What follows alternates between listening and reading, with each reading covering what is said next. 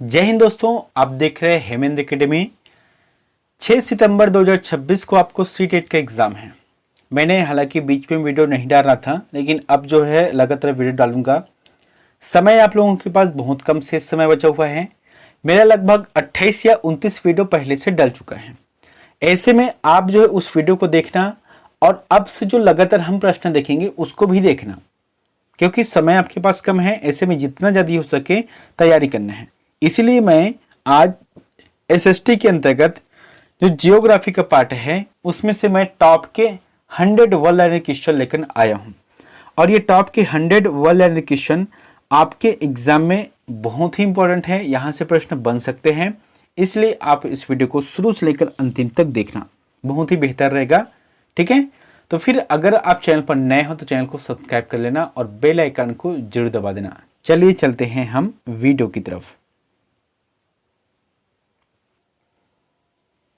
पहला प्रश्न देखते हैं, क्षेत्रफल की दृष्टि में भारत विश्व के देशों में कौन सा स्थान है। यहां पर वर्ल्ड क्वेश्चन है, इसका मतलब जल्दी जल्दी हम देखने का प्रयास करेंगे। क्षेत्रफल की दृष्टि में विश्व में भारत का जो स्थान है वहां 7वां स्थान है। भारत विस्तृत है, तो बताइए यहां पर बहुत ही अच्छा है।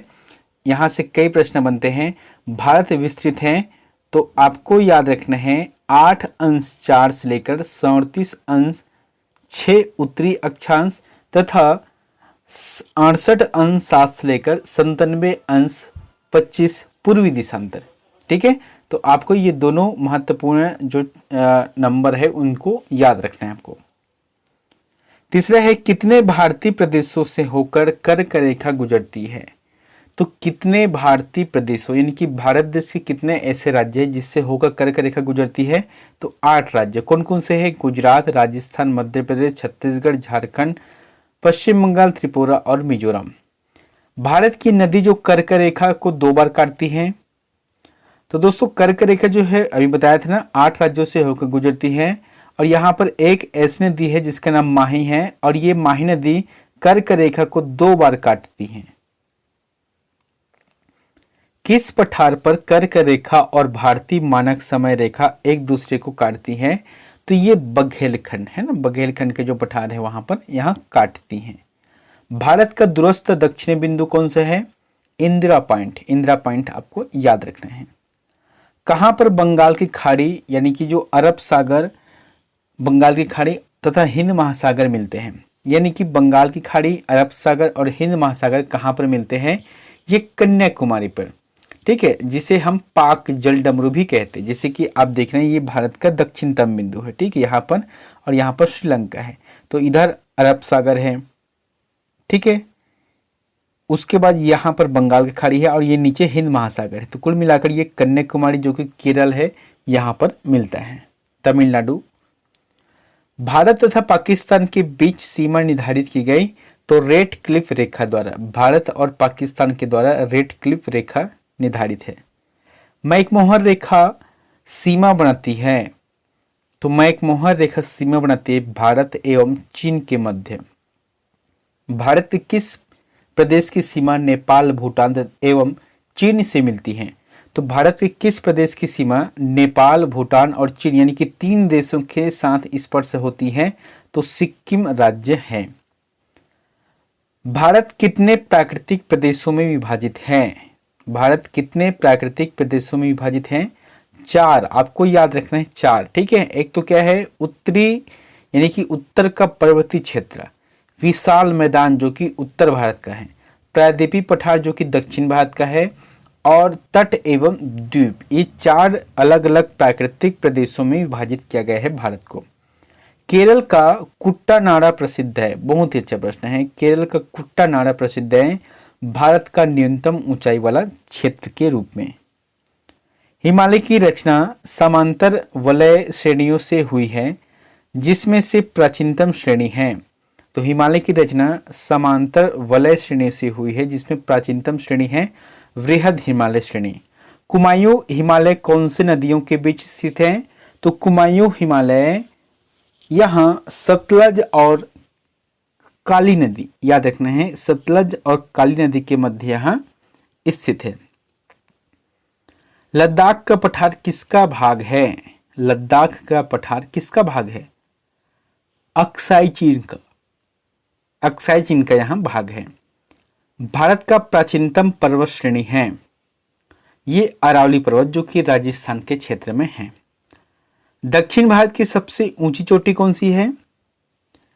इसका आंसर रहेगा अनायमुड़ी। दोस्तों अनायमुड़ी दक्षिण भारत की सबसे ऊंची चोटी है और यह केरल में स्थित है। इनकी ऊंचाई 2695 मीटर है।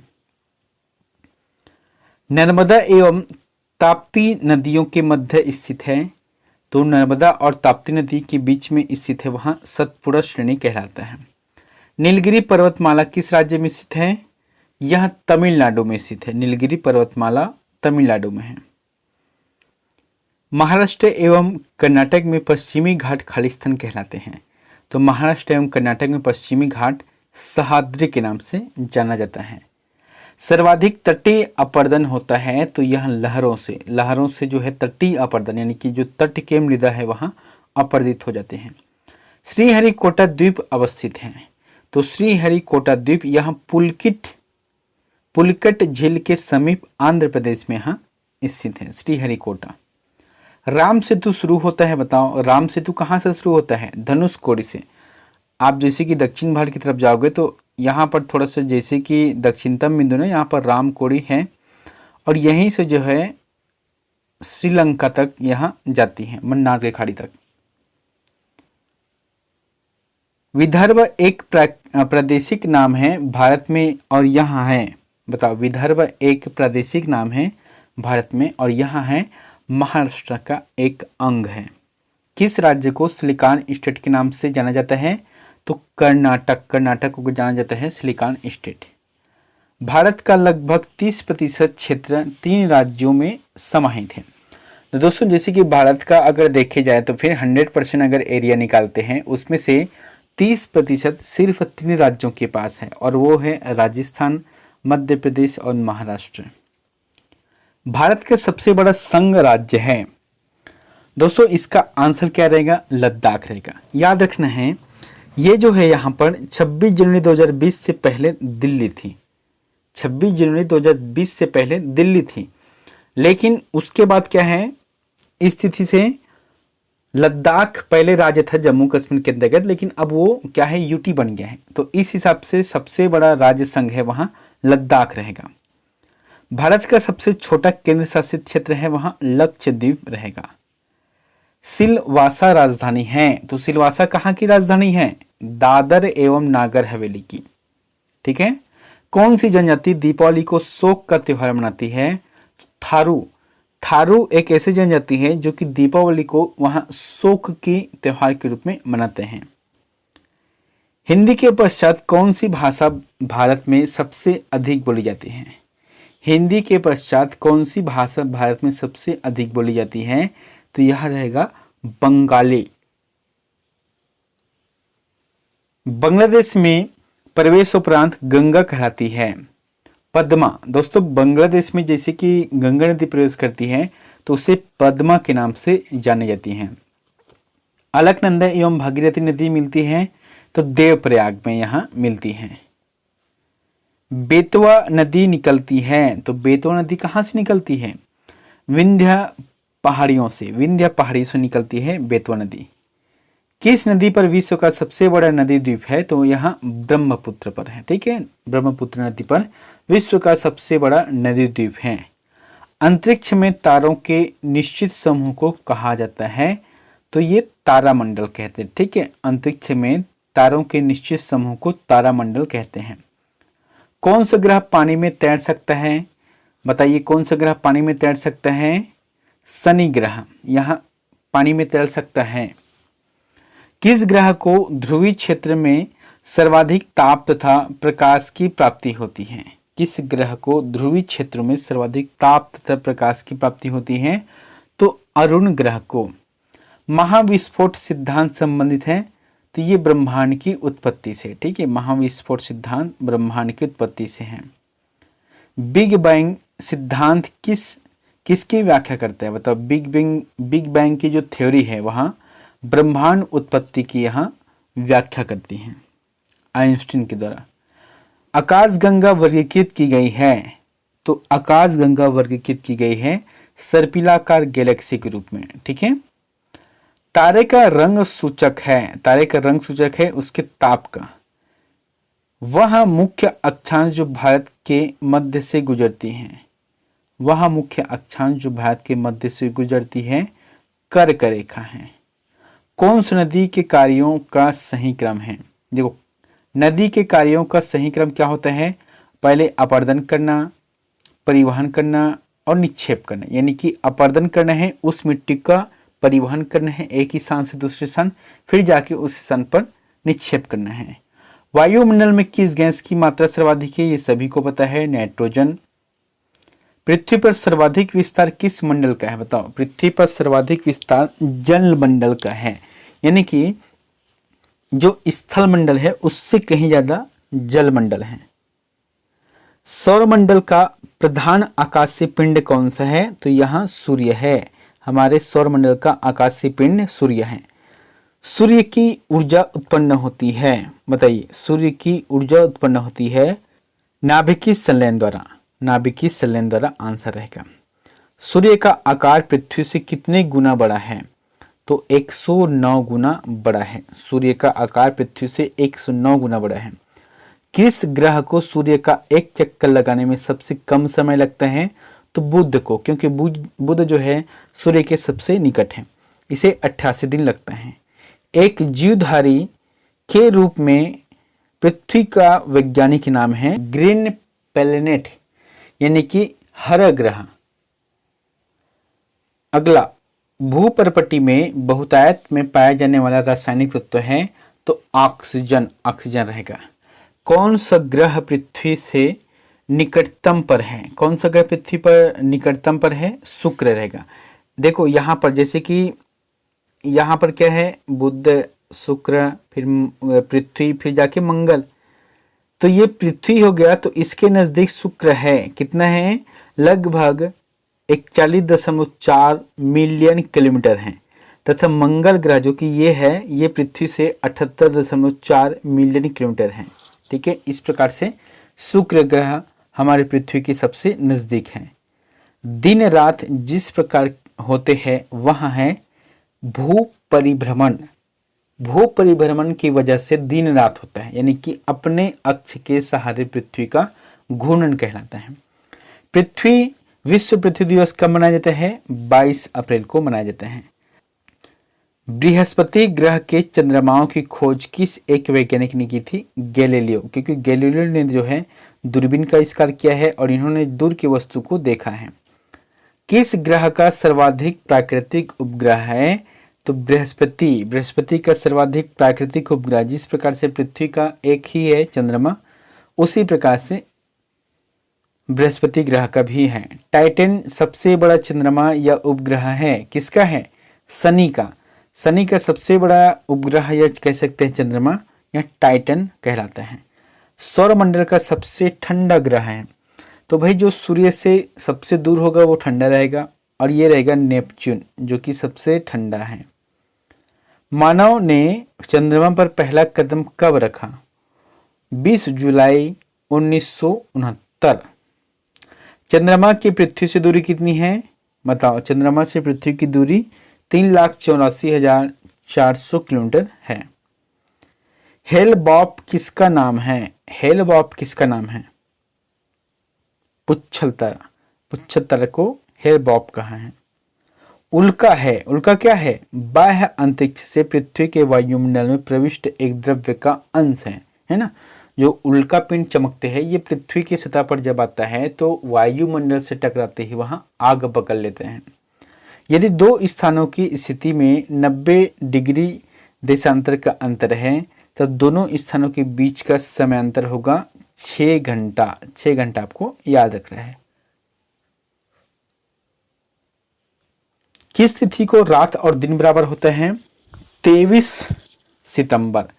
23 सितंबर को रात और दिन बराबर होते हैं। लक्षद्वीप समूह कहाँ स्थित है? लक्षद्वीप समूह जो है अरब सागर में स्थित है। भारत का एकमात्र शीत मरुस्थल है, तो भारत में एकमात्र शीत मरुस्थल है लद्दाख। भारत का क्षेत्रफल कितना है बताओ? भारत का क्षेत्रफल 32,87,263 वर्ग किलोमीटर है। दोस्तों यहाँ पर जो भी बता रहा हूँ ना, ये आपके एग्जाम में आया हुआ बहुत से ऐसे प्रश्न हैं जो कि पूछा गए हैं। इसलिए देखो, वन लाइनर का मतलब क्या है कि कम समय में ज़्यादा प्रश्न है। आपको बहुत कम समय में 100 क्वेश्चन मिल रहा है, इसलिए वन लाइनर है। बाकी जो कोट आधारित प्रश्न हैं हम उसे लगातार देखते रहेंगे। पटकाई की पहाड़ियाँ भारत का अलग करती है, यानी कि पटकाई की पहाड़ियाँ भारत का अलग करती है किसे? म्यांमार से। जैसे कि पटकाई की पहाड़ी ये अरुणाचल प्रदेश और नागालैंड में है, और इसके देखा जाए तो एक हिस्से पर भारत है और एक हिस्से पर क्या है? म्यांमार है। म्यांमार एक देश है। भारत का वृहत्तम नदी कौन सा है? तो गंगा नदी। वृहत्तम नदी की बात करते हैं तो गंगा नदी। दामोदर नदी निकलती है तो कहां से निकलती है? छोटा नागपुर के पठार से। स्टील सिटी राउरकेला किस नदी के किनारे स्थित है? बताओ, स्टील सिटी राउरकेला किस नदी के किनारे स्थित है? ब्रह्मणी नदी के किनारे यहाँ स्थित है। मयूराक्षी परियोजना से भारत के कौन से 2 राज्य लाभान्वित होते रहे हैं? बताओ, पश्चिम बंगाल और झारखंड। याद रखना है आपको इन सभी प्रश्नों के बारे में। गिरना परियोजना कहाँ स्थित है? तो गिरना परियोजना ये महाराष्ट्र में स्थित है। कोलकाता बंदरगाह खाली स्थान पर स्थित बताओ। कोलकाता बंदरगाह खाली स्थान पर स्थित है, हुगली नदी पर यह स्थित है। हिमनद के निक्षेपण को कहा जाता है? तो हिमनद के निक्षेपण को कहा जाता है हिमोड़ कहा जाता है। किस उत्पादन को काला सोना कहा जाता है? तो कोयला। कोयला को काला सोना कहा जाता है। किस क्षेत्र को विश्व का फलोद्यान कहा जाता है?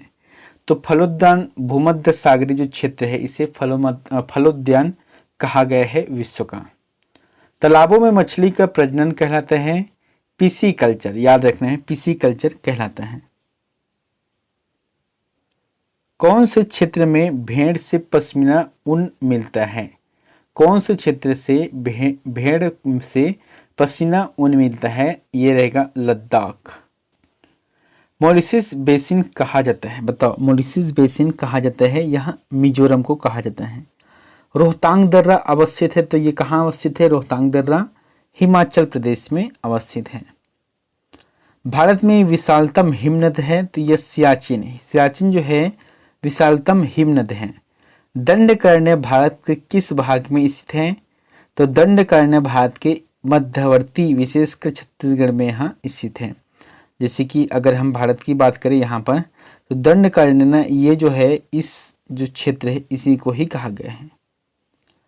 अलबामा हिल स्थित है। अलबामा हिल कहाँ स्थित है?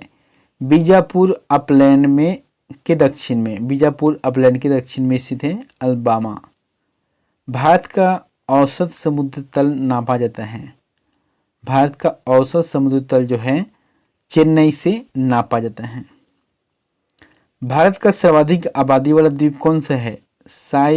सालसेंट। आंसर रहेगा सालसेंट, और यह मुंबई शहर में स्थित है। भारत का सर्वाधिक आबादी वाला द्वीप है सालसेंट, जो कि मुंबई में स्थित है। सबसे अधिक जिला वाला राज्य है उत्तर प्रदेश। उत्तर प्रदेश में भी लगभग 75 डिस्ट्रिक्ट हैं। उत्तर पूर्वी भारत का स्कॉटलैंड कौन सा है? उत्तर पूर्वी भारत का स्कॉटलैंड है मेघालय। मेघालय के शिलांग शहर को पूर्व का स्कॉटलैंड कहा जाता है। भारत का सबसे महत्वपूर्ण खनिज युक्त रॉक तंत्र है, तो ये धारवाड़ है। धारवाड़ समूह में सबसे ज्यादा खनिज तत्व मौजूद होते हैं। बैलाडीला खनिज किस खनिज से संबंधित है? बताना है बैलाडीला खनिज किस खनिज से संबंधित है? लौह अयस्क। अभ्रक का सबसे बड़ा उत्पादक राज्य कौन सा है? राजस्थान है। ठीक है, अभ्रक जो राजस्थान में सबसे अधिक पाई जाती है। भारत में सबसे बड़ी तेल शोधनशाला है, तो यह जामनगर में स्थित है। भारत का पिट्सबर्ग है, मतलब भारत का पिट्सबर्ग क्या होता है? जमशेदपुर को कहा गया है। ब्लैक होल की जानकारी सर्वप्रथम दी गई थी एस चंद्रशेखर ने सर्वप्रथम जानकारी दी थी। एक निश्चित आकृति में अवस्थित तारों का समूह कहलाता है। तो एक निश्चित आकृति में अवस्थित जो तारों का समूह है उसे नक्षत्र कहते हैं। मैगलन अंतरिक्ष यान किस ग्रह हेतु भेजा गया? तो मैगलन अंतरिक्ष यान जो है शुक्र ग्रह के लिए भेजा गया था, जो कि 1989 है। यह देश जो भारत के साथ सबसे लंबी स्थलीय सीमा बनाता है, तो देखो ये जो बांग्लादेश रहेगा, क्योंकि इसके साथ भारत सबसे अधिक जो स्थल सीमा बनाता है। कावेरी नदी का उद्गम है, तो कावेरी नदी का जो उद्गम है वहाँ ब्रह्मगिरी पहाड़ियों में स्थित है। और ये अंतिम प्रश्न आप लोगों के लिए होमवर्क है, इसका आंसर में कमेंट बॉक्स पर जाकर बताना है।